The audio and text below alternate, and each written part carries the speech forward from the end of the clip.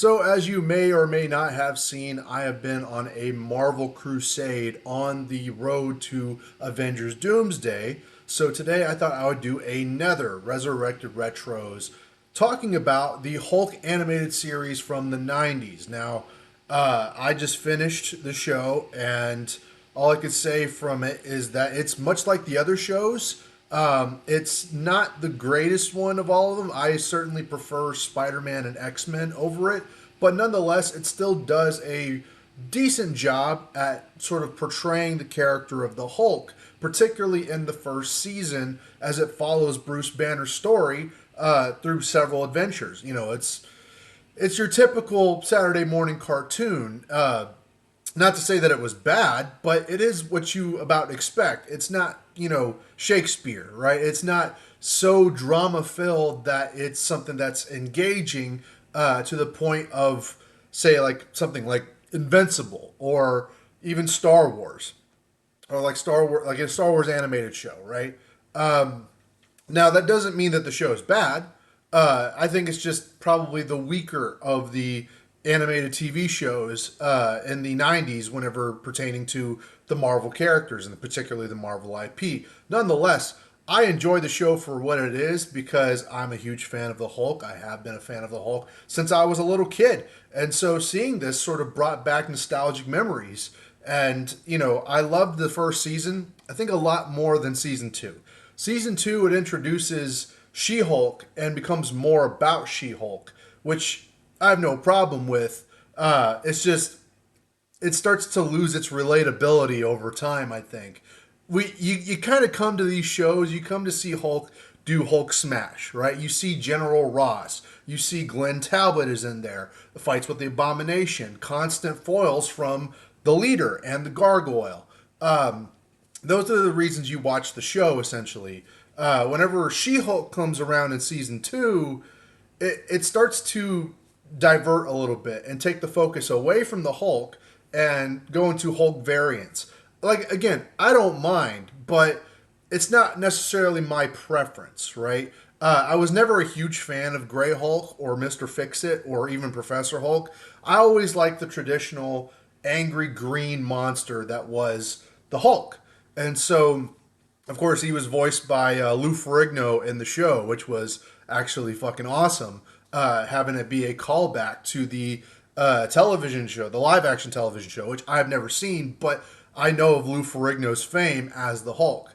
And so, season one follows, a very strict sort of storyline. Like I don't want to say strict, but like we have appearances from Iron Man, appearances from Ghost Riders in there, Fantastic Four, where the Hulk battles the Thing, and you have to watch these in order. I've been watching them in order from Iron Man, Fantastic Four, X Men, Spider Man. You have to watch them in a specific order to sort of understand the timeline because the Hulk shows up in the Fantastic Four animated series, and in turn, the Fantastic Four show up in the Hulk animated series, and you see the Thing fight Hulk twice. And it's fucking great both times. Actually, I love seeing the Thing and the Hulk clash on screen. It was great.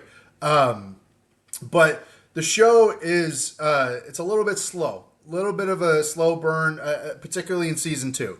It was hard to get through season two because where season one was about Hulk on the run, like a very straightforward Hulk story.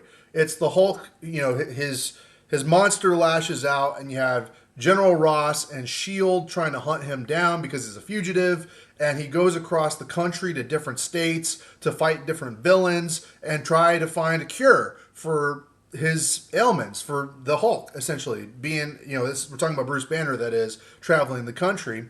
And ending up lashing out at characters like the Wendigo and the Beasts and stuff like that, and Doctor Doom. And in the Doctor Doom episode, we are introduced to She-Hulk in season one, as well as the Thing. He tries to go to Fantastic Four, and he ends up fighting the Thing. And so you have the Leader always being a constant foil for Hulk. And so season one is more streamlined, and then by the end of season one, you see them try to have a nutrient bath where what was it? Oh God, what's his name? Doc Samson. Doc Samson and Betty Ross tried to create a nutrient bath to separate the Hulk from the body of Bruce Banner to create separate personalities. Of course, that has adverse effects that ultimately means that they need to come back together because one cannot live without the other, creating the Grey Hulk for season 2. And so season 1 had Rick Jones, it had Doc Samson. Season 1 was great, but at season 2 they lost Doc Samson. Not the character wasn't killed off or anything, but he just didn't come back for season 2, and they lost Rick Jones as well. Rick Jones only shows up for a little bit in season 2, and General Ross is barely mentioned in season 2 as well, because they started to pivot their focus more towards She-Hulk, which was more about She-Hulk's. And again, I don't mind She-Hulk having her own story. Give her her own show. It felt like a bait and switch to have these stories have Hulk be the manzel in distress as She-Hulk was going out and trying to save him. Again, I don't mind. Just put it in a different show. You know what I mean?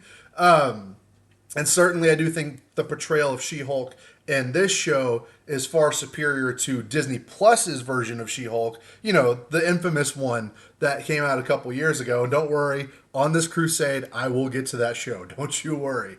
But it was going off about like She-Hulk going to Hollywood or She-Hulk going to a fashion show or, you know, stuff like that, right? It's your typical She-Hulk stuff. And to be fair, this is my hot take.